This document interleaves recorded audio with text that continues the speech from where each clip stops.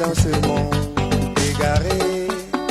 Qui peut être son pareil dans ce monde égaré?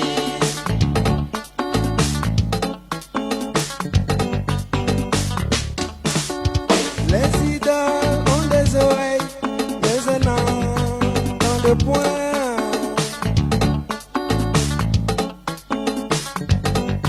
Bonsoir frères et sœurs en Christ, bonsoir amis internautes, que la grâce de Dieu repose pleinement sur vous. Je suis votre serviteur, l'apôtre Sanko. Je viens à vous ce soir dans le but de continuer cette œuvre merveilleuse, cette œuvre gigantesque que nous avons commencé ensemble.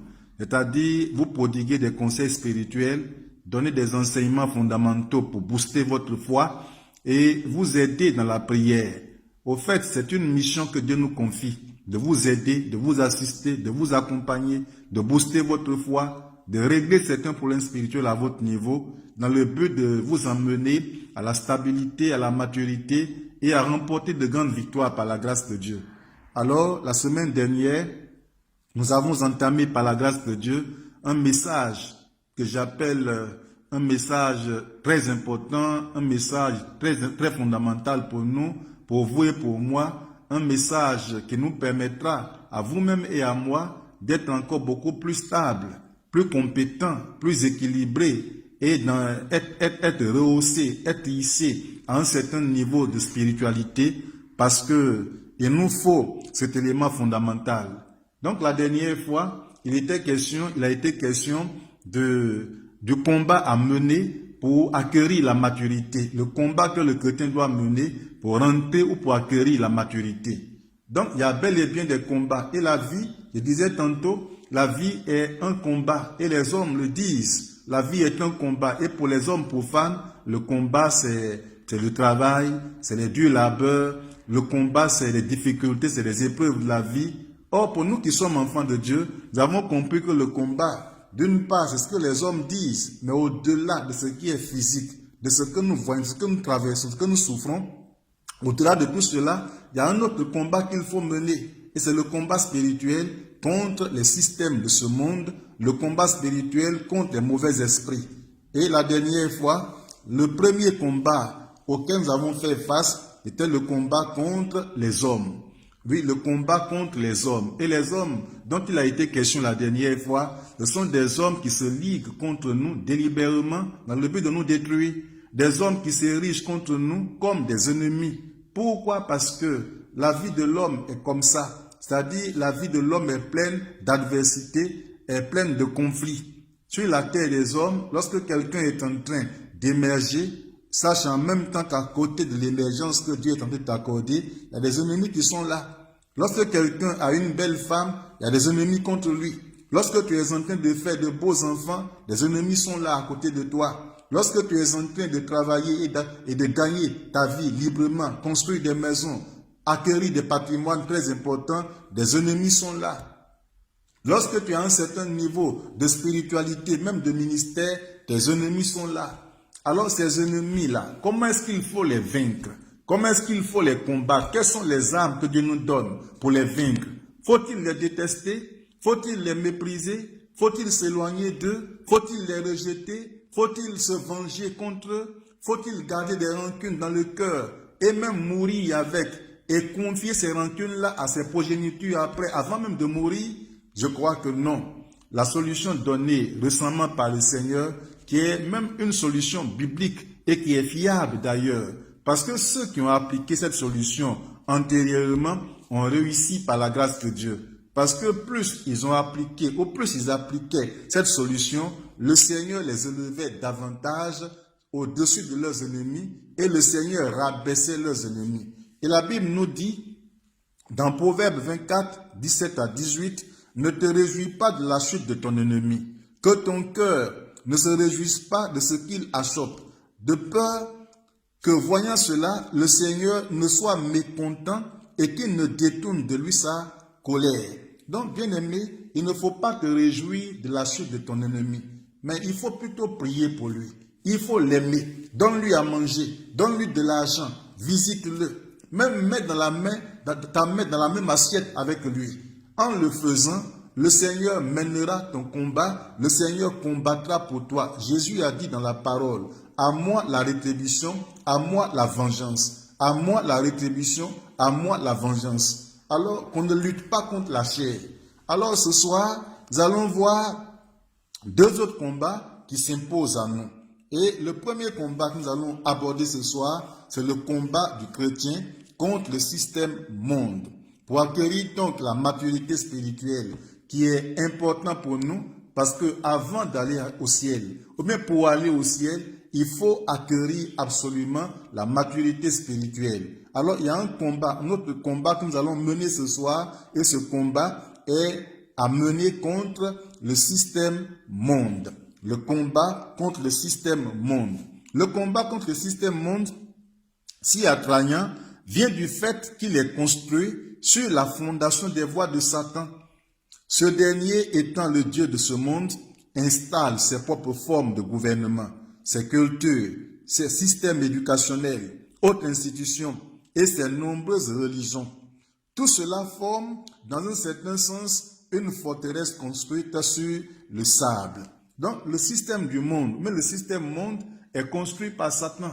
Et Satan crée, ou alors il met sur pied des systèmes gouvernementaux, il met sur pied des institutions, il met sur pied des fausses religions, il crée un désordre total dans le monde entier, en suscitant même des faux prophètes, des faux théologiens.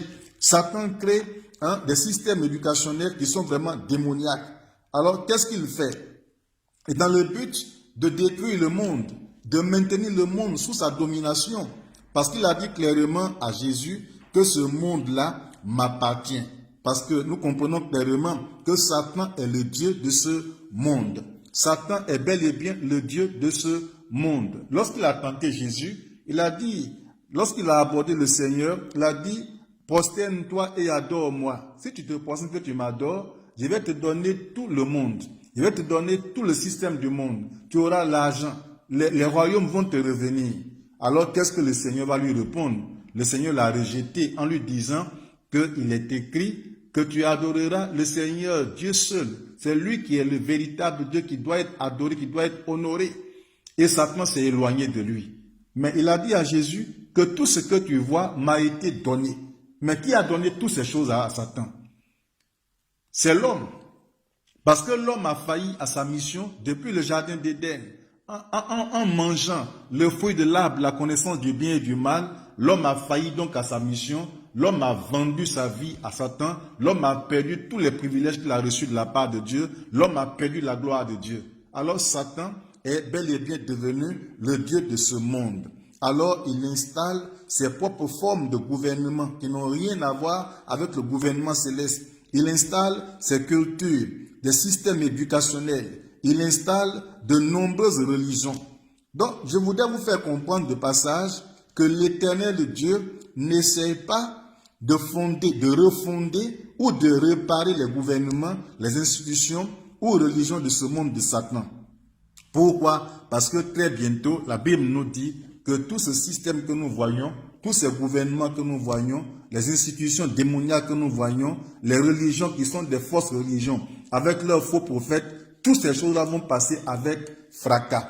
Tout sera détruit par la puissance de Dieu. Alors ce soir, le monde, en tant que système corrompu de péché, le monde, en tant que système d'immoralité, qu'est-ce que nous devons faire? Comment devons-nous le combattre? Alors la solution, elle est très simple. Pour vaincre le système monde, alors qu'est-ce qu'il faut faire? Il faut s'en séparer. Il faut purement et simplement s'en séparer. 1 Jean 2, verset 15 à 17, il y est écrit, n'aimez point le monde, ni les choses qui sont dans ce monde. N'aimez point le monde, ni les choses qui sont dans le monde.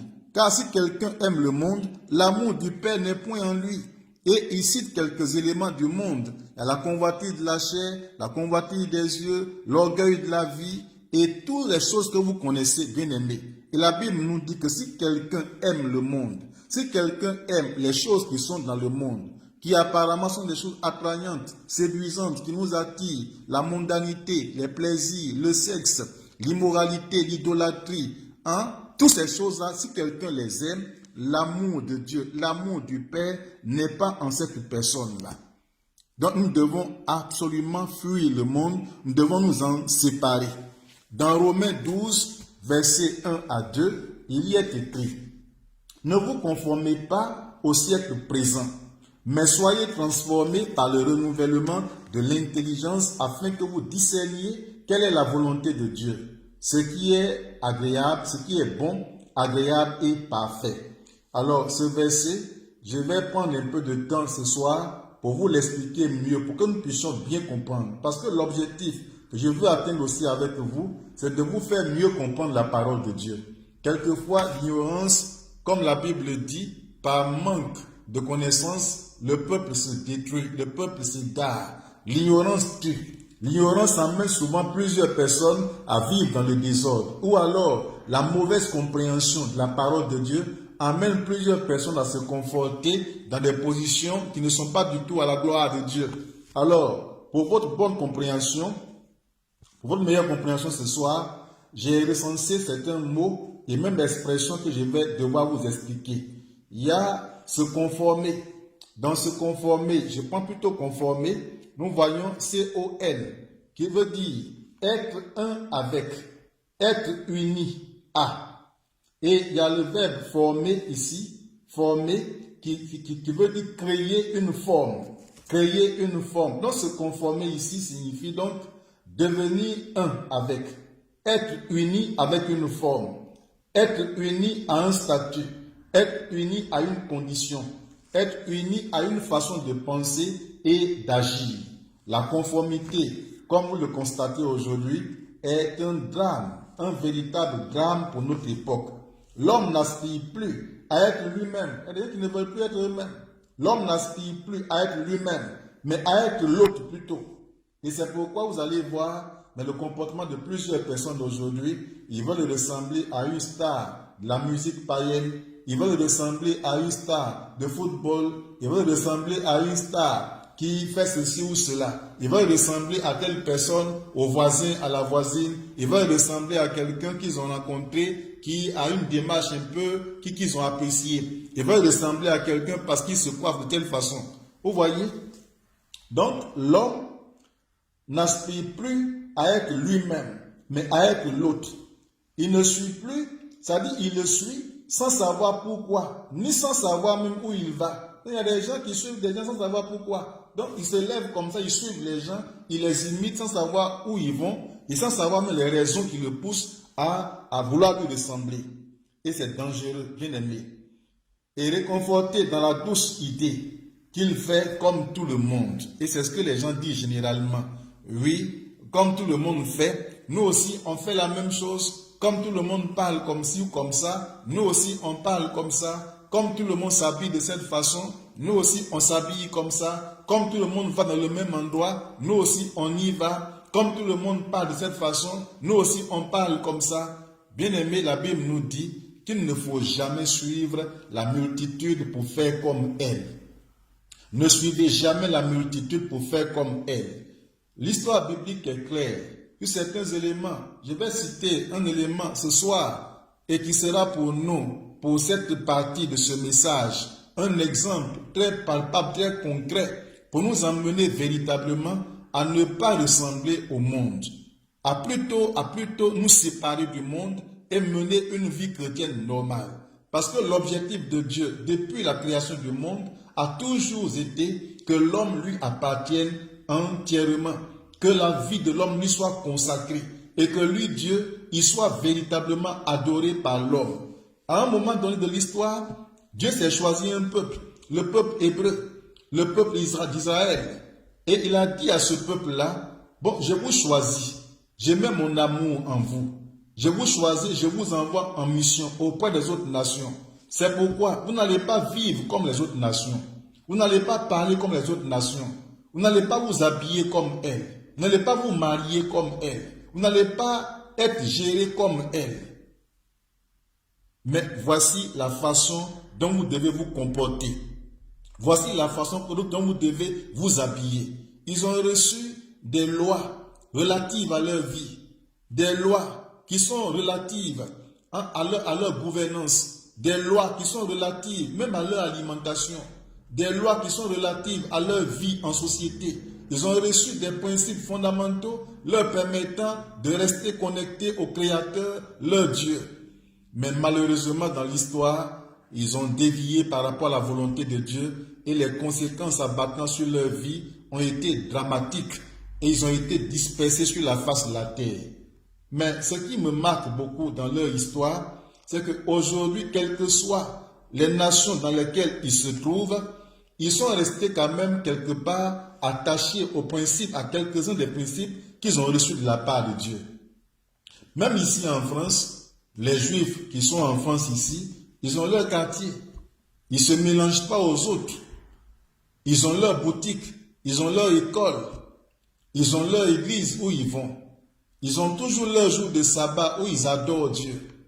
Ils ont un habillement particulier qui n'a rien à voir souvent avec nos autres habillements. Ils ne se mélangent pas aux autres.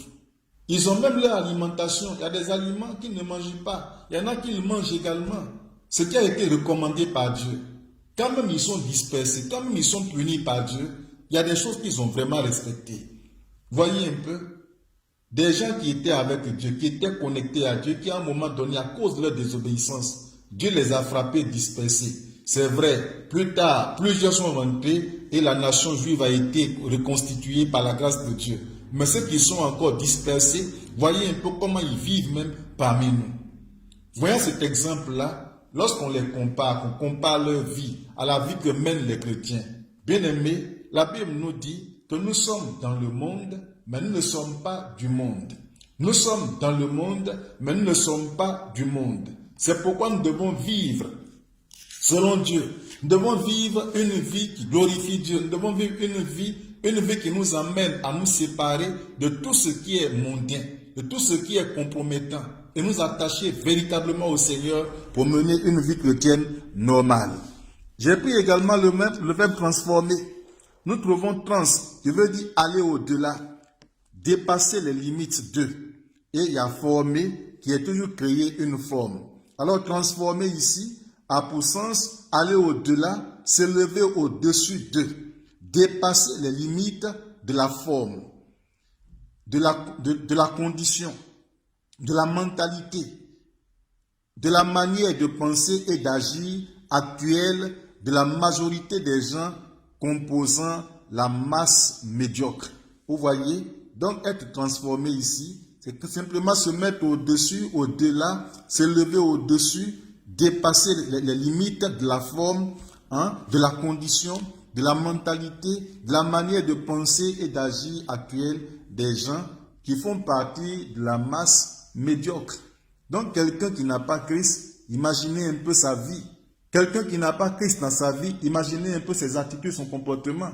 Il vit dans le désordre, il vit dans l'alcool, il vit dans des pratiques mondaines, l'impudicité, les adultères, les fornications, la pornographie, la haine, la colère, la méchanceté, le mépris des autres, l'arrogance, l'orgueil de la vie, l'hypocrisie, la jalousie et les nudités même qui sont exposées un peu partout. Imaginez, et le Seigneur nous dit, il faudrait qu'on soit transformé par le renouvellement de l'intelligence. Renouvellement ici veut dire être refait à neuf. Dans le sens de la restauration, il faut être restauré, il faudrait qu'il y ait un changement radical dans ta vie. Alors, bien aimé, le moyen pour vaincre le monde, c'est de s'en séparer. C'est de s'en séparer et mener une vie chrétienne normale. Deuxièmement, il y a le combat contre les mauvais esprits. Les esprits mauvais détruisent, tuent et plus généralement s'opposent à la parole du Seigneur en érigeant des forteresses occultes, des vices, des divisions, des mœurs dépravées, des cultures démonisées dans la vie des hommes.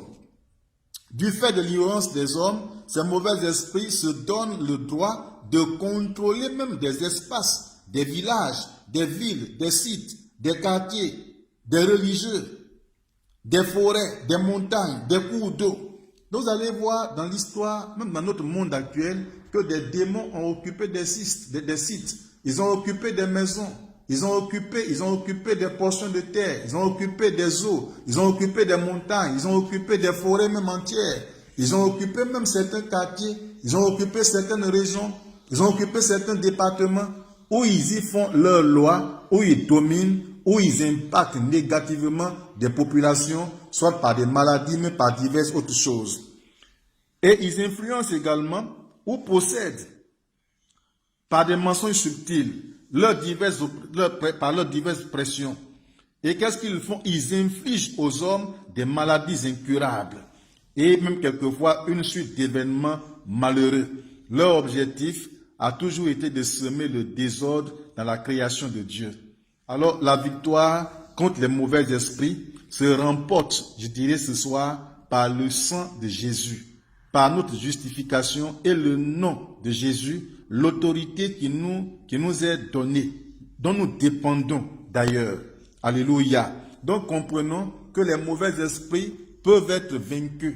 Et Jésus les a déjà vaincus sur la croix de Golgotha il y a plus de 2000 ans aujourd'hui. Alors nous pouvons les vaincre. Et nous pouvons les vaincre par le nom de Jésus. Nous pouvons les vaincre par le sang de Jésus. Je voudrais insister sur le fait de l'existence, de la véracité des démons. Les démons existent. Le diable existe. Les mystiques existent. Les mauvais esprits sont un peu partout. J'en ai chassé plusieurs. Je dirais même des milliers dans mon ministère. J'en ai chassé plusieurs. J'étais dans une région de mon pays où une jeune dame de mon église, baptisée, ouvrière, servant dans un ministère, même membre de mon conseil, avait un problème crucial au niveau de son foyer. Elle n'enfantait pas. Donc elle était stérile. Et elle était là, elle avait vraiment ce désir d'avoir un enfant. Elle avait même ce désir d'avoir même plusieurs enfants. Mais combien de fois n'a-t-elle pas prié? Combien de fois n'a-t-elle pas jeûné? Combien de fois n'avions-nous pas intercédé même en sa faveur? Mais comme la Bible dit, il y a un temps pour chaque chose. Et ce jour-là, je crois que, ou bien cette année, c'était le temps que Dieu avait prévu pour sa délivrance, pour sa restauration, pour la visiter, lui octroyer ce qu'elle désirait à Adam. Alors nous l'avons reçu en entretien, mon épouse et moi, et lui avons fait la queue aux dames, parce que l'église, c'est ça. Il faut aider les gens, il faut écouter, il faut leur curer l'âme. La queue aux dames, c'est le soin qu'on apporte à l'âme de quelqu'un, à la vie de quelqu'un.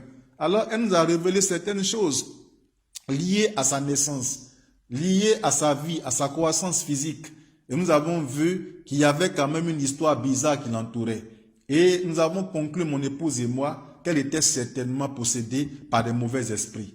Alors, comme recommandé par le Seigneur, il faut jeûner, il faut prier pour des situations complexes. Nous avons donc pris ensemble 3 jours de jeûne et prière avec elle. Et nous avons prié pendant 3 jours. Le premier jour, nous avons prié. Deuxième jour et au 3e jour, nous étions en pleine prière. Et l'esprit mauvais qui était en elle s'est vraiment manifesté. Et avec une certaine violence et même arrogance. Parce que les démons parlent, ils s'expriment, c'est vrai. Ils sont des esprits, mais possédant des corps, ils s'expriment aussi à travers ces corps. Et ce démon, nous l'avons interrogé. Qui es-tu? Et quelle est ta mission dans ce corps? Il a dit clairement qu'il s'appelait Guigui. Et il provient de la famille. Que ses aïeux l'ont adoré depuis des siècles reculés. Et que son père également l'adore même présentement. Et c'est elle qui devait devenir prêtresse de ce génie-là dans la famille. Mais malheureusement pour lui, le démon, la petite s'est convertie à l'âge de 8 ans. Donc depuis 8 ans, elle a commencé à venir à l'église, à participer au culte, à adorer le Seigneur. Et le Saint-Esprit a pris possession de sa vie. Mais malheureusement, le démon avait déjà mis sur sa vie une empreinte très dangereuse et l'a rendue malade, l'a rendue stérile. Et elle s'est mariée, même à l'église, mais le démon était là. Et lorsque le démon s'est révélé, a révélé son identité, nous l'avons donc nommé, enfin, le nom qu'il nous a donné, nous sommes appuyés sur ce nom-là pour le combattre lui-même. Et il nous a dit qu'il était un canari placé dans le bas-ventre de la jeune femme. Alors toute la semence venant de l'homme était recueillie dans ce canari et ne pouvait pas enfanter. Alors nous avons dit à ce démon de s'en aller au nom de Jésus. Je disais à ce démon, je brise ce canari, je le casse, je le détruis au nom de Jésus. Et avec de grands cris et de grandes agitations, ce démon s'en est allé. Et la même année, cette sœur a pris pour la première fois, et c'était une expérience merveilleuse, une première grossesse, et elle a mis au monde un garçon qu'elle a nommé Israël, qui veut dire vainqueur. Alors, les démons peuvent être vaincus par le sang de Jésus et par le nom de Jésus. Et je vais lire à cet effet un verset. Je crois que je vais m'arrêter là ce soir après avoir lu ce verset. Je vais lire à cet effet un verset qui est très important pour nous. Dans Philippiens 2, versets 5 à 11. Ayez en vous les sentiments qui étaient en Jésus-Christ, lequel, existant en forme de Dieu, n'a point regardé d'être égal à Dieu, mais s'est dépouillé lui-même en prenant une forme de serviteur, en devenant semblable aux hommes, et ayant paru comme un simple homme, il s'est humilié lui-même, se rendant obéissant jusqu'à la mort, même jusqu'à la mort sur la croix. C'est pourquoi Dieu l'a souverainement élevé et lui a donné le nom qui est au-dessus de tout nom, afin qu'au nom de Jésus, tous genoux fléchissent dans les cieux, sur la terre et sous la terre, et que toute langue confesse que Jésus-Christ est Seigneur à la gloire du Père. Qu'on dise Amen, Amen, Amen. Le nom de Jésus est un nom très puissant. Aucun démon ne peut lui résister. Aucune situation contraire à la volonté de Dieu ne peut lui résister. Et ce nom est devenu puissant parce que ce nom, il s'est vraiment abaissé, il s'est vraiment humilié, il s'est dépouillé de toute sa gloire. Jésus s'est dépouillé de toute sa gloire. Il est venu sur la terre pour s'identifier aux hommes. Il a souffert et il a supporté la croix, la mort sur la croix et enseveli. La Bible nous dit que 3 jours après, il est revenu à la vie. Ayant donc obéi, s'étant donc soumis, s'étant donc conformé à la parole de Dieu, à la voix de son Père qu'il a envoyé, lui a valu ce nom puissant, ce nom glorieux, ce nom qui dérange le monde, ce nom qui dérange les démons, ce nom qui dérange les sorciers, les mystiques, quel que soit là où on l'invoque. Alors le nom de Jésus est un nom très puissant. Bien-aimés, avec ce nom, nous pouvons bouleverser, nous bouleversons même le monde. Avec ce nom ou par ce nom, aucun démon ne peut nuire à nos vies. Par ce nom, les sorciers sont confus. Par ce nom, la maladie s'en va. Par ce nom, la mort n'a pas de pouvoir sur nous. Par ce nom, la maladie n'a pas de pouvoir sur nous. Par ce nom, l'échec est renversé. Par ce nom, les cauchemars. Par ce nom, la malédiction ancestrale, la malédiction parentale, les blocages. Par ce nom, les esprits de non-accomplissement. Par ce nom, les envoûtements. Par ce nom, toute forme d'attaque n'a aucun pouvoir sur nous. Bien-aimé, ce nom est un nom puissant. Et au nom de Jésus, ce soir, bien-aimé, recevez la délivrance. Au nom de Jésus, ce soir, recevez la guérison. En son nom, ce soir, recevez la restauration. Au nom de Jésus, ce soir, recevez la victoire sur tous vos adversaires. Donc, voici là, ce soir, bien-aimé, les 2 armes que Dieu nous donne pour vaincre, dans un premier temps, le monde en tant que système et également les mauvais esprits qui nuisent à nos vies. Alors, prochainement, nous allons voir par la grâce de Dieu le combat du chrétien contre la chair. Le combat du chrétien contre la chair. Et nous allons, par la grâce de Dieu, vaincre notre chair dans le but d'accueillir la maturité. Alors que la grâce de Dieu repose pleinement sur vous. Comme je disais tantôt, la dernière fois je le disais, j'allais prier beaucoup avec vous aujourd'hui. Et comme nous avons parlé des démons et même du système monde, il est important que nous prions véritablement pour briser toutes leurs œuvres qui sont des œuvres néfastes, négatives en nous, ou bien en plusieurs d'entre vous, pour les repousser de vos vies dans le but de vous emmener à la maturité spirituelle, parce que Dieu tient à ce que vous parveniez véritablement à cette maturité. Alors que Dieu vous bénisse. Nous fermons légèrement les yeux. Seigneur, que toute la gloire te revienne à toi seul ce soir. L'honneur et l'élévation te reviennent, mon Père. parce que tu as toujours été là à nos côtés, nous assistant, et tu nous as encore assisté depuis le début jusqu'à maintenant. Je voudrais manifester à cet effet ma gratitude envers toi. Merci pour cette parole. Merci pour mon ennemi que tu me révèles. Mon ennemi qui est le système monde. Mon ennemi qui sont des démons, des mauvais esprits et qui nuisent à ma vie de loin comme de près. Merci Père Tout-Puissant pour cette grâce. En disant moi, Seigneur, je fais allusion ou fais mention à mon frère, à ma sœur, qui est en train de participer maintenant à ce culte, participer maintenant à ce moment de prière. Seigneur, je prie et te demande pardon en faveur de chacun d'eux. J'implore ta grâce, j'implore ta clémence en faveur de chacun de tes enfants, afin que tu déverses sur leur vie le sang de ton Fils Jésus. Et que Père, ce sang qui nous couvre, ce sang qui nous protège, ce sang qui nous purifie, Seigneur, soit déversé sur la vie de chacun de ce soir pour que Père, leur vie te soit véritablement agréable. Que toute la gloire te revienne à toi seul qui es Dieu. Que l'honneur et l'élévation te reviennent Tout-Puissant.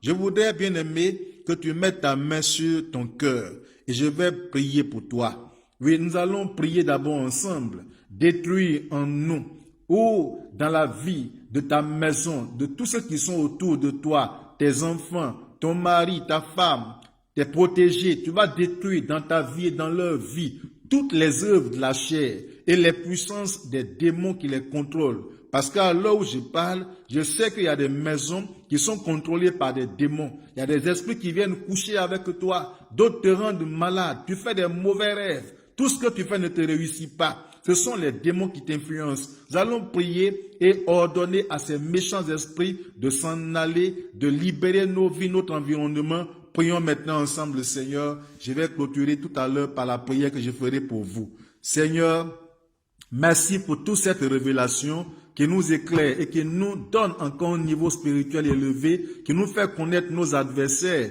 les plus coriaces, les plus déterminés, qui veulent à tout prix nous faire tomber, nous détruire. Seigneur, tu as révélé, Seigneur, le système monde. Tu nous as révélé les mauvais esprits qui sont toujours acharnés contre nous. C'est pourquoi ce soir, revêtu de la puissance de Dieu, revêtu de ta gloire, Seigneur, je combats tout esprit mondain, je combats tout système d'éducation démoniaque, les fausses cultures, les cultures dépravées, le désordre, oui, qui prévaut et qui est en train de travailler contre nous, contre l'Église, de nous nuire, de loin comme de près. Nous sentons les effets, Seigneur, de leurs décisions démoniaques. Nous repoussons tout ce système ce soir. Nous repoussons ces esprits qui nous tuent, ces esprits qui nous affaiblissent. Je me lève contre vous et vous ordonne formellement de libérer ce soir la vie de mon frère, la vie de ma sœur, que toute influence de la mondanité, les convoitises de la chair, le désordre, des abominations, l'ivrognerie, la prostitution, la mondanité, la séduction, je me lève contre vous et je vous rabaisse, je détruis vos œuvres par le feu dévorant, j'anéantis vos œuvres par le feu du Saint-Esprit. Vous n'avez aucun pouvoir sur ce peuple, vous n'avez aucun pouvoir sur mon frère, vous n'avez aucun pouvoir sur ma sœur. Je vous écrase ce soir sous la plante de mes pieds, au nom de Jésus. Que tout démon, les esprits impurs qui les contrôlaient de loin comme de près, les cauchemars, les esprits d'envoûtement, la pauvreté, la mort précoce, la mort spirituelle, l'esprit de rétrogradation, quel que soit l'impact que vous avez sur mes frères, sur mes sœurs, sur mes amis, quel que soit le contrôle que vous avez de leur vie, la Bible déclare que le Fils de l'homme est apparu pour détruire les œuvres du diable. C'est pourquoi je détruis toutes vos œuvres, je détruis vos œuvres, je détruis vos œuvres, je détruis vos œuvres, je détruis vos œuvres, je brise tous vos liens, libérez ces cœurs que vous tenez captifs. c'est injuste ce que vous faites, quelle que soit l'influence que vous avez sur leur vie, quelle que soit votre durée dans leur vie, dans leur famille, dans toute leur généalogie, je me lève contre vous ce soir et je détruis toutes vos œuvres par la puissance de Dieu. Que 1000 tombent à leur côté, que 10 000 tombent à leur droite, ils ne seront plus jamais atteints, mais ils regarderont et ils verront la rétribution des méchants que vous êtes. La sorcellerie est ton nom, la sorcellerie est ton nom, les envoûtements sont vos noms, la pauvreté dans leur vie, la pauvreté criarde dans leur vie, les échecs répétés, oui, une suite de maladies, de malédictions dans leur vie, des maladies incurables dont ils souffrent. Je viens contre vous ce soir et je détruis vos œuvres dans leurs membres, je détruis vos œuvres dans leur sang, des cancers dangereux, des cancers de sang, des problèmes de poumons, des problèmes de tuberculose, des problèmes d'envoûtement. Je détruis toutes vos œuvres ce soir par l'autorité que Dieu m'a octroyée. Mauvais esprit occupant certaines parcelles, certains coins et recoins de leur maison, vous qui habitez avec eux, qui les traumatisez, qui les tourmentez par la maladie, par des troubles, par des incompréhensions dans des familles, des divorces, des mécontentements, des sauts d'humeur que vous créez dans leur vie, des colères. Je viens contre vous ce soir et je vous ordonne formellement de vous en aller. Allez, partez dans les abîmes. L'ordre est formel. Pliez bagages et libérez toutes ces familles, libérez tous ces jeunes gens, libérez tous ces hommes, des hommes de Dieu, des femmes de Dieu que vous tourmentez, que vous traumatisez, que vous affaiblissez. Libérez leur vie ce soir au nom de Jésus-Christ. Seigneur, manifeste ta gloire dans toutes ces vies éternelles des armées. Je les enlève des griffes de Satan et je les introduis dans ton glorieux règne. Je leur transmets ta vie, ta plénitude au nom de Jésus-Christ. J'éloigne d'eux les mauvais esprits et je mets autour d'eux un mur de sécurité afin qu'ils soient entourés de vigilance et de rigueur. Que les mains qui se lèveront contre leur vie soient toutes paralysées. Que les armes forgées contre eux soient mises sous l'impuissance. Que le monde qui se lève contre eux soit rabaissé. Que les démons qui se lèvent contre eux soient confus. Au nom de Jésus-Christ.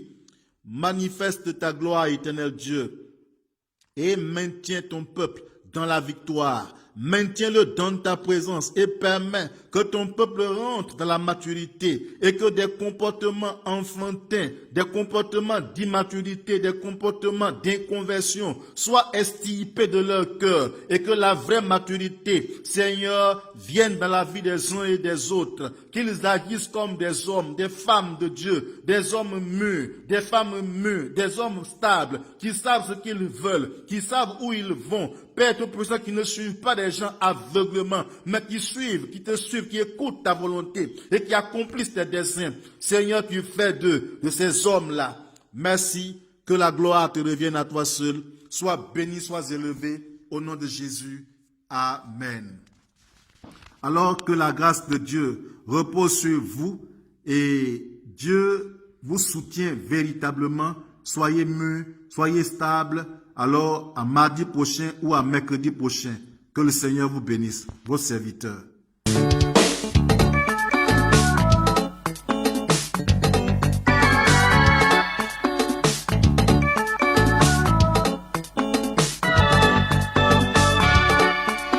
À qui peut-on comparer, mon Seigneur Jésus?